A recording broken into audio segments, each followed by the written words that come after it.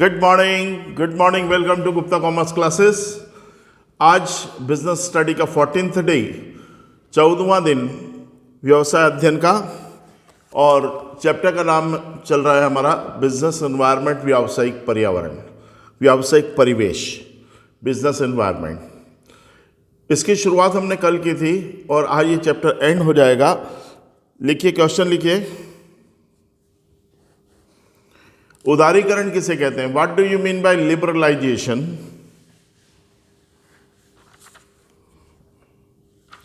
या फिर right short note चल रहा था, कैसे भी आ सकते प्रश्न। संक्षिप्त टिप्पणी लिखिए। लिबरलाइजेशन, उदारीकरण लिखो।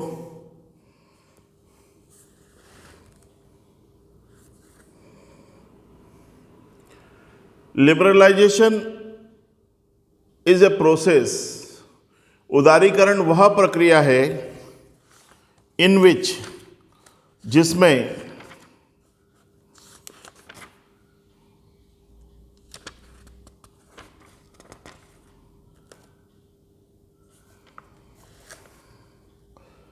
Liberalisation is a process in which government, जिसमें सरकार के द्वारा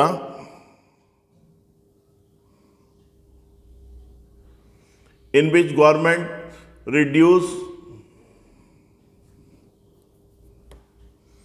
there trade barriers,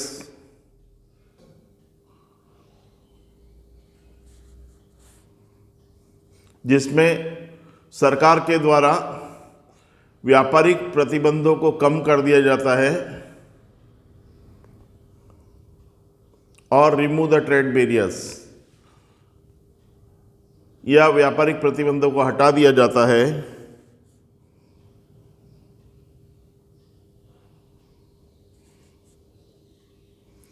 for the economic development of the country, जिससे कि देश का आर्थिक विकास हो सके। For the economic development of the country, जिससे देश का आर्थिक विकास हो सके।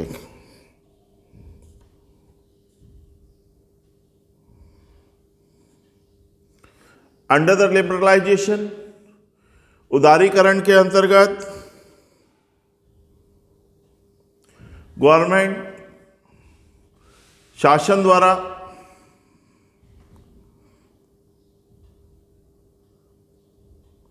निजी क्षेत्रों को, गवर्नमेंट gave permission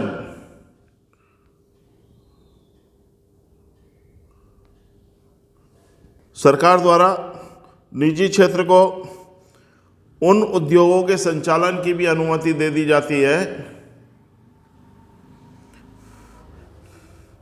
उन उद्योगों के संचालन की भी अनुमति दे दी जाती है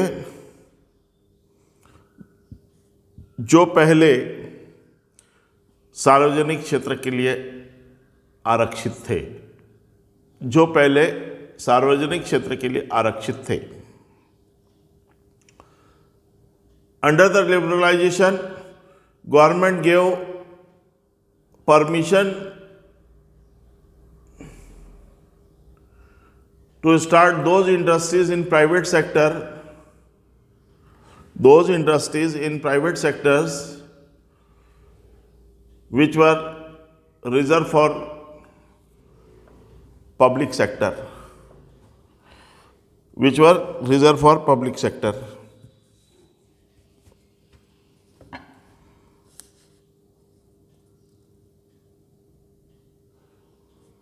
And gave relaxation, तथा निजी क्षेत्र के संबंध में नियमों एवं प्रतिबंधों में ढील दी जाती है। निजी क्षेत्रों में, निजी क्षेत्र के संबंध में लगे प्रतिबंधों एवं नियमों में ढील दी जाती है। And relaxation in the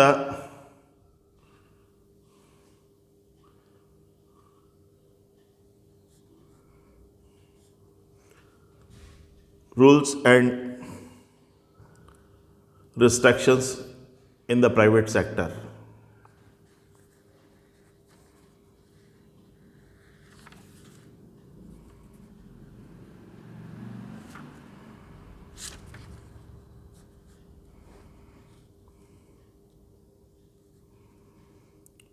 under the liberalization, उदारीकरण के अंतर्गत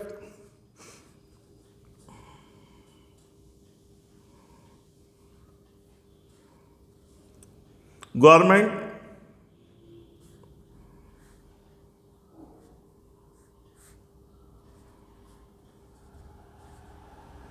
रिमूव द लाइसेंसिंग पॉलिसी, उदारीकरण के अंतर्गत सरकार के द्वारा कुछ विशेष उद्योगों को छोड़कर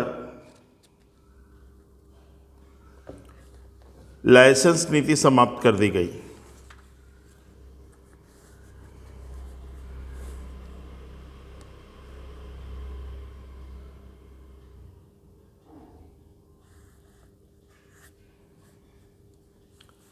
ये चाहो तो आप फर्स्ट पॉइंट लिख सकते थे इसका, remove the license policy, license नीति की समाप्ति।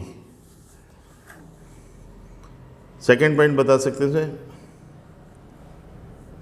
कंसेशन फ्रॉम MRTP एक्ट, एकाधिकार एवं प्रतिबंधात्मक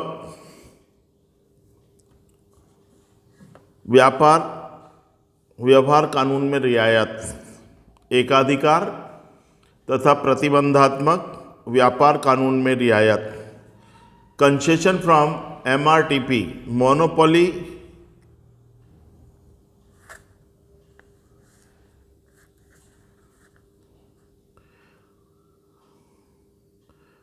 restricted trade and practice act, MRTP monopoly restricted trade and practice act.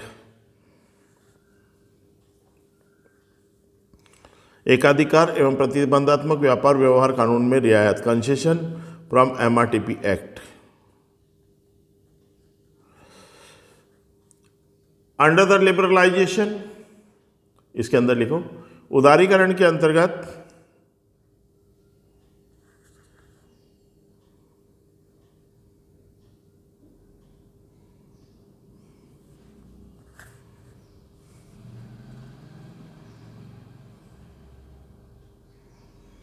Government gave concession in the MRTP act, सरकार द्वारा MRTP act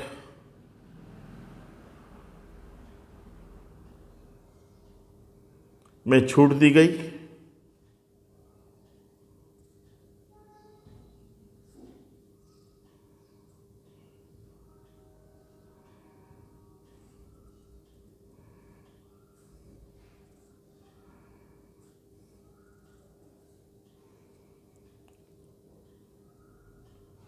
under this act, इस act के तहत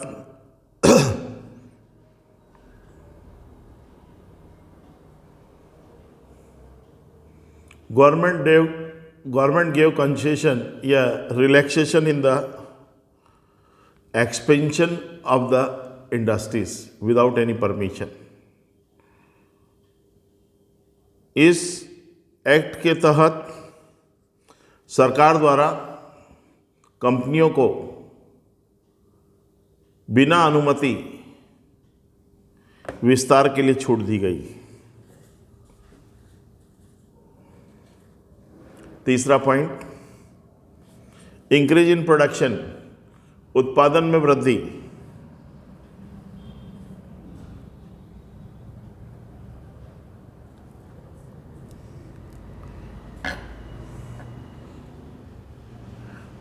Industries can maintain their production according to the requirement of the business.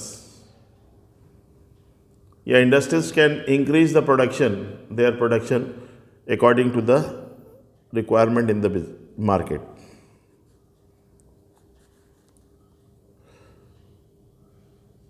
इस नीति के अंतर्गत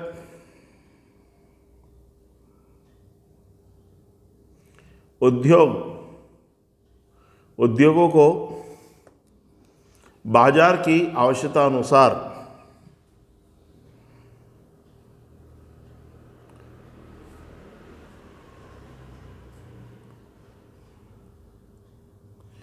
उत्पादन क्षमता में वृद्धि करने की अनुमति दी गई।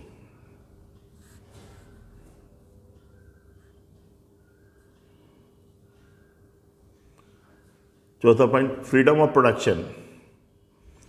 फ्रीडम ऑफ प्रोडक्शन, उत्पादन की स्वतंत्रता।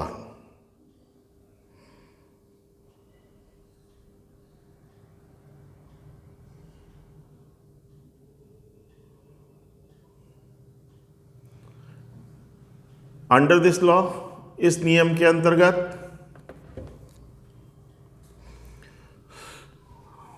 Industries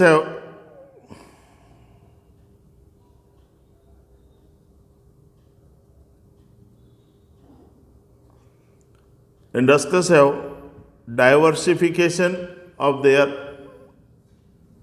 production. इस नियम के अंतर्गत उद्योगपति अपने उत्पादन का विविधीकरण कर सकते हैं। Industries can diversification of their product, it means अर्थात दे कैन इंक्रीज और डिक्रीज द प्रोडक्शन वे according to requirement, market requirement. वे बाजार की ज़रूरत के अनुसार उत्पादन को कम ज़्यादा कर सकते हैं।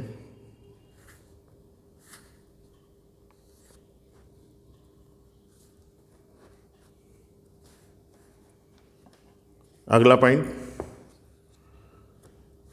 Increase in investment limit of small scale industries. लघु उद्योगों की विनियोग सीमा में वृद्धि। Increase in investment limit of small scale industry. लघु उद्योगों की विनियोग सीमा में वृद्धि।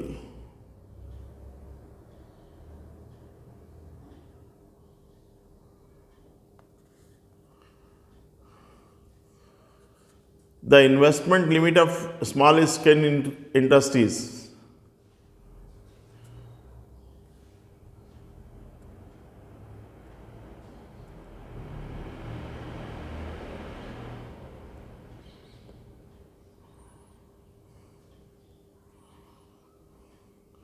is increased to 25 lakh.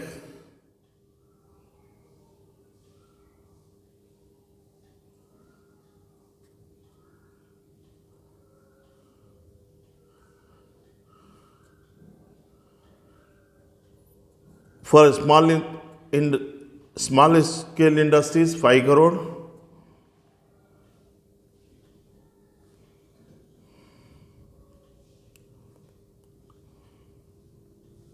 मतलब देखिए,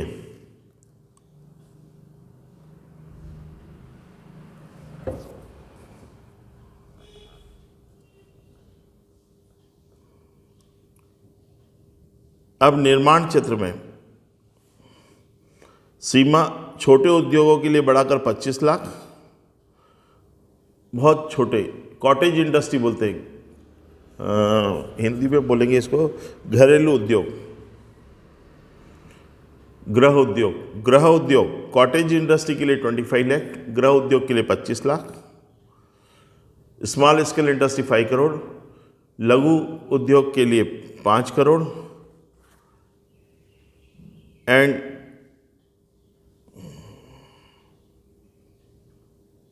मिड स्केल 10 करोड़ तथा मध्यम क्षेत्र के लिए 10 करोड़ रुपए कर दी गई।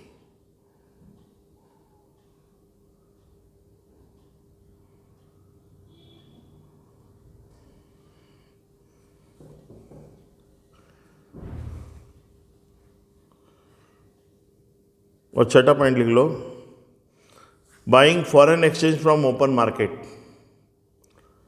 खुले बाजार से विदेशी विनिमय खरीदना। Buying foreign exchange from open market, खुले बाजार से विदेशी विनिमय खरीदना।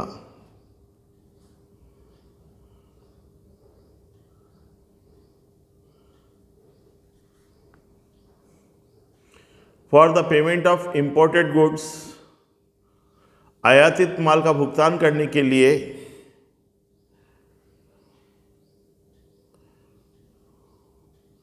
गवर्नमेंट सरकार द्वारा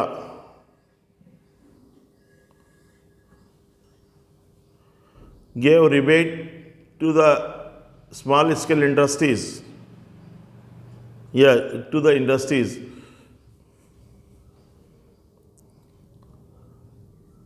आयात का भुगतान करने के लिए सरकार द्वारा उद्योगों को यह छूट दी गई। Government gave rebate to the industries that they can purchase foreign investment directly from the market, कि वे विदेशी विनिमय को फॉरेन एक्सचेंज को सीधे बाजार से खरीद सकते हैं। ठीक है, ये मैंने आपको लिबरलाइजेशन बहुत डिटेल में करा दिया। इतना आएगा नहीं बेटा, आएगा खाली 2 नंबर का, तो केवल मीनिंग लिखना है आपको, पर लिखवा दिया है। चलो ठीक है, अगला लिखिए प्राइवेटाइजेशन। टिप्पणी चल रही है, short note. Next point, third point होगा, एक कल लिखवाया था, दूसरा अभी लिखा है, तीसरा ये निजीकरण, privatisation.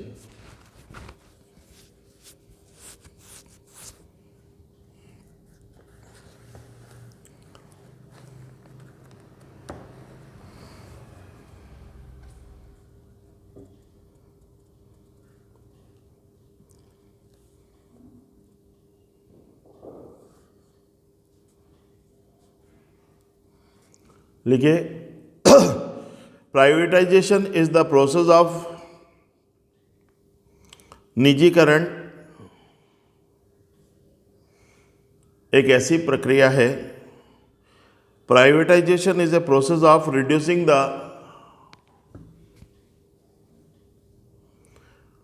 Role of public sector in economic activity of a country.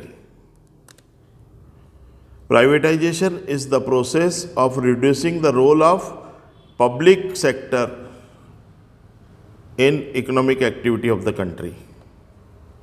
निजीकरण एक ऐसी प्रक्रिया है जिसके अंतर्गत आर्थिक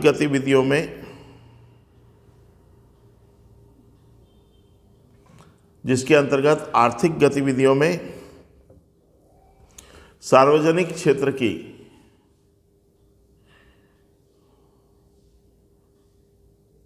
भूमिका को कम किया गया।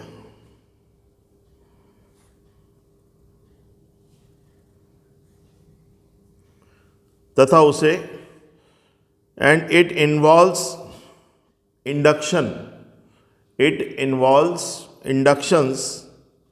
इंडक्शन ऑफ प्राइवेट ओनरशिप, तथा उसे निजी क्षेत्रों में हस्तांतरित किया गया।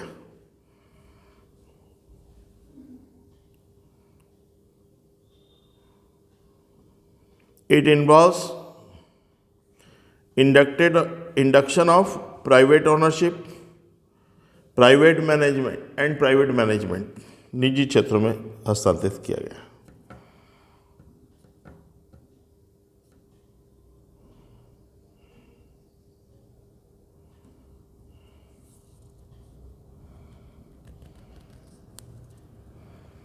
ठीक है, ये क्या कहलाता है आपका? प्राइवेटाइजेशन, निजीकरण। शासन ने धीरे धीरे सार्वजनिक क्षेत्र को कम कर पब्लिक इंटरप्राइजेस को कम करके उसको शिफ्ट किया किसमें? प्राइवेट इंटरप्राइज में। 2 नंबर में इतना ही लिखना है। अगला लिखिए, ग्लोबलाइजेशन, वैश्वीकरण, globalisation.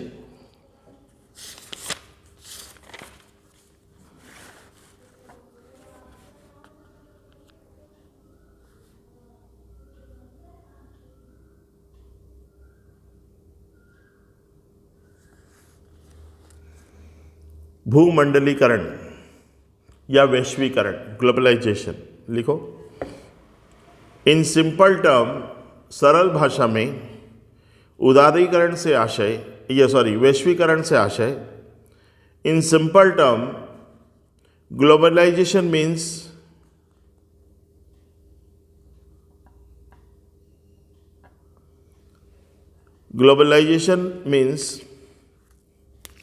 integrating INTEGRATING, integrating the economy of a country, integrating the economy of a country with the world economy.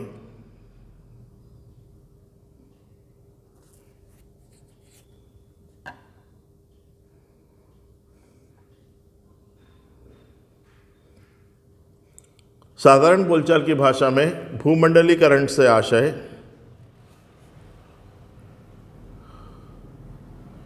देश की अर्थव्यवस्था को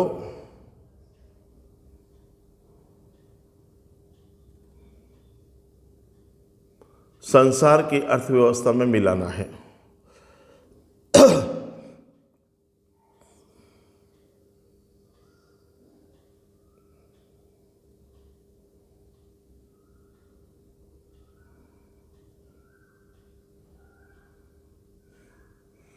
ग्लोबलाइजेशन मीन्स वैश्वीकरण का आशय whole universe, WHOLE, whole universe is a market. संपूर्ण विश्व एक बाजार है। Whole universe is a market, संपूर्ण विश्व एक बाजार है।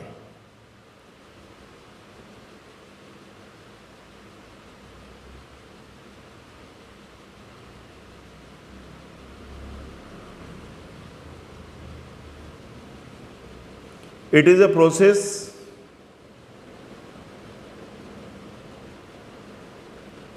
यह एक ऐसी प्रक्रिया है, it is a process growing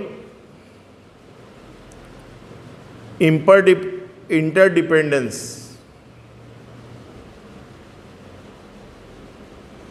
यह एक ऐसी प्रक्रिया है जिसमें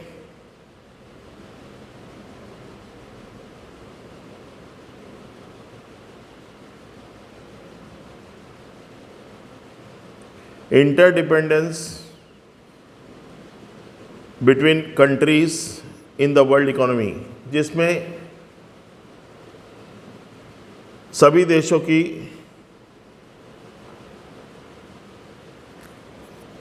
पारस्परिक निर्भरता उत्पन्न होती है। इट मीन्स अर्थात प्रत्येक देश एक दूसरे पर निर्भर होता है। Each and every country is interdependent.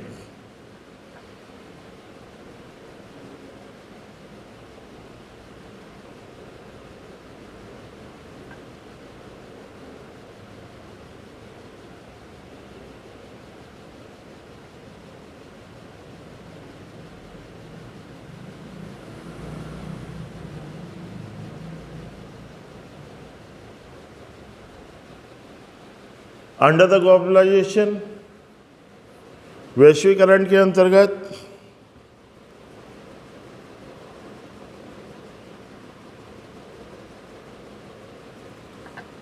Each and every country, प्रत्येक देश द्वारा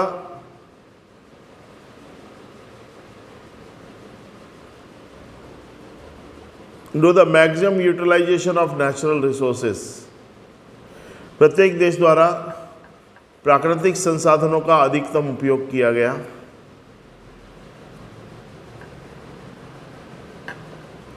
maximum utilization of natural resources and increase in the production, तथा उत्पादन में वृद्धि की गई। And excess production are exported by the country, तथा अतिरिक्त उत्पादन का निर्यात किया गया।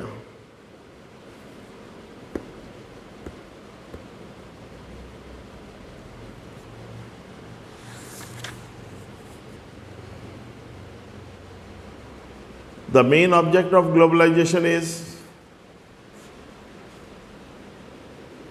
इसका मुख्य उद्देश्य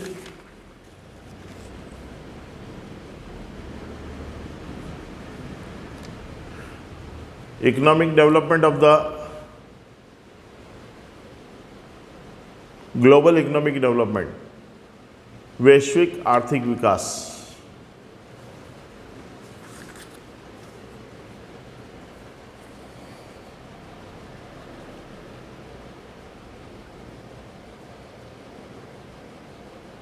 नेक्स्ट लिखिए।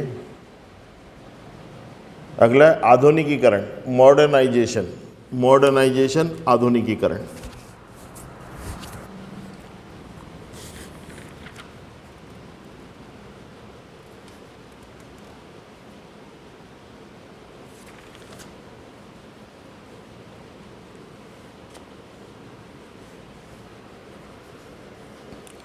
मॉडर्नाइजेशन,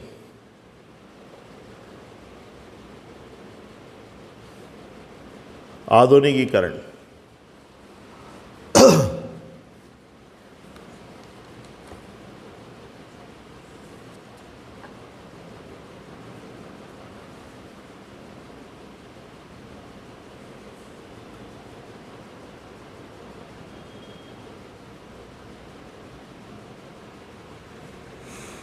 आधुनिकीकरण लिखिए।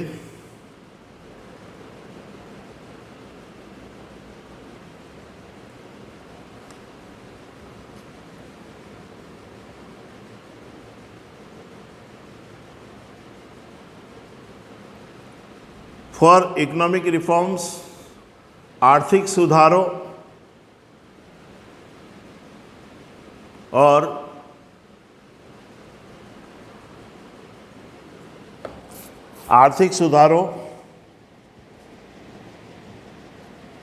या नई आर्थिक नीति में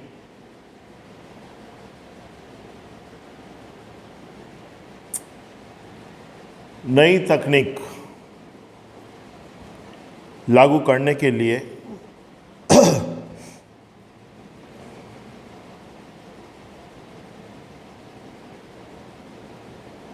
भारत सरकार ने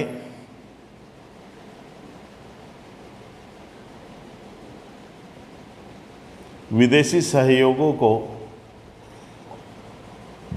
स्वीकृति देने का निर्णय लिया। इंग्लिश मीडियम वाले लिखे। Indian government gave consent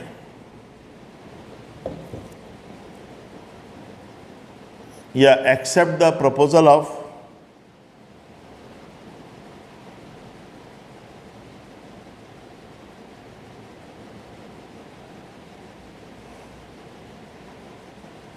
foreign helps in advanced technology in India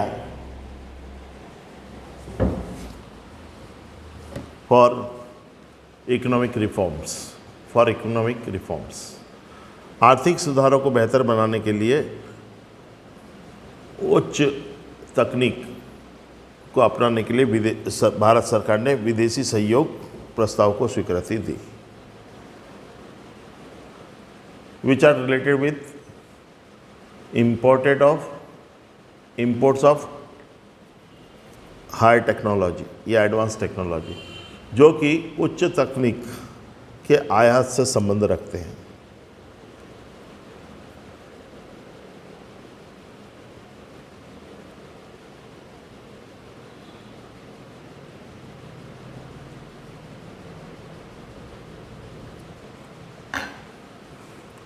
under the modernisation, आधुनिकीकरण के अंतर्गत गवर्नमेंट एनकरेज, सरकार द्वारा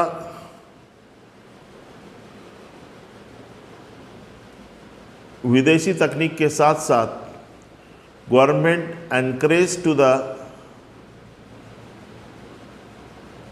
फॉरेन या advance technology of foreign with the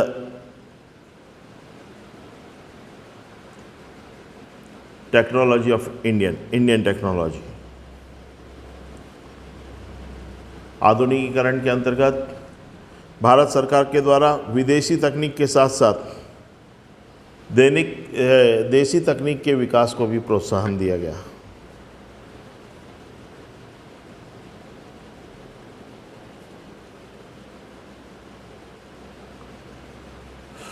निजी क्षेत्र के उपक्रमों को private sectors are motivated for establishment of their research and development center.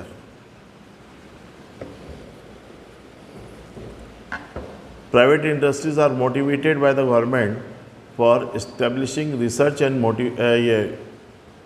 development center. निजी क्षेत्र के उपक्रमों को सरकार द्वारा स्वयं के शोध एवं विकास केंद्र विकसित करने के लिए प्रेरित किया गया।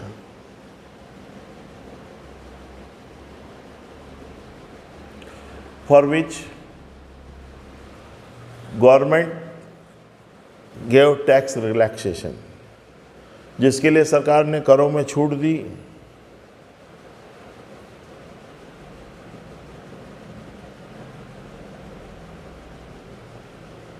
Necessary steps will be taken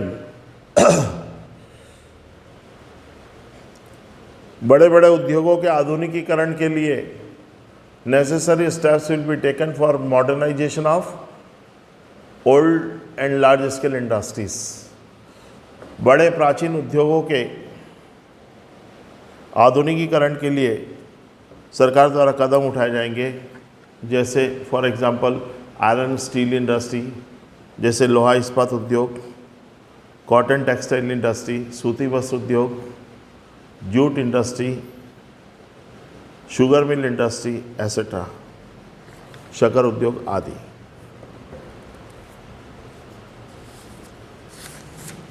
ये था आपका मॉडर्नाइजेशन, मतलब आधुनिकीकरण। ठीक है, अब देखते हैं हम इसमें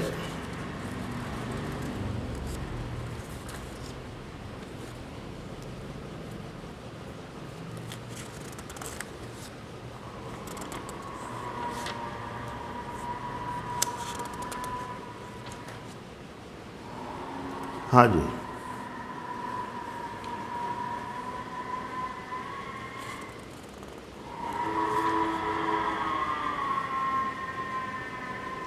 लिख लो एक question. Explain the importance of business environment. व्यावसायिक परिवेश के महत्व को समझाइए।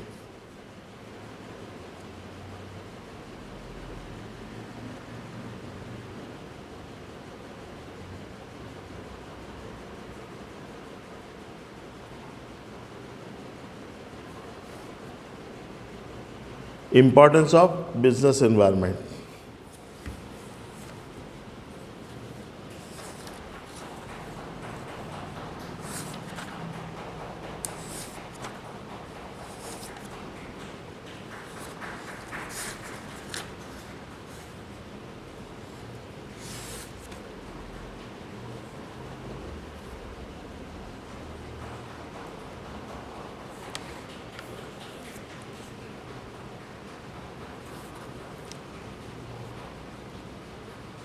Explain the importance of business environment.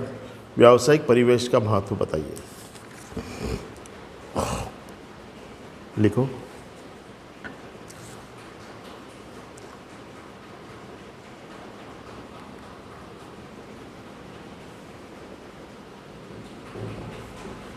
Change in the environment, पर्यावरण में आने वाला परिवर्तन। The knowledge of change in environment, knowledge लिख दो, KNOWLEDGE। The knowledge of change in environment is very helpful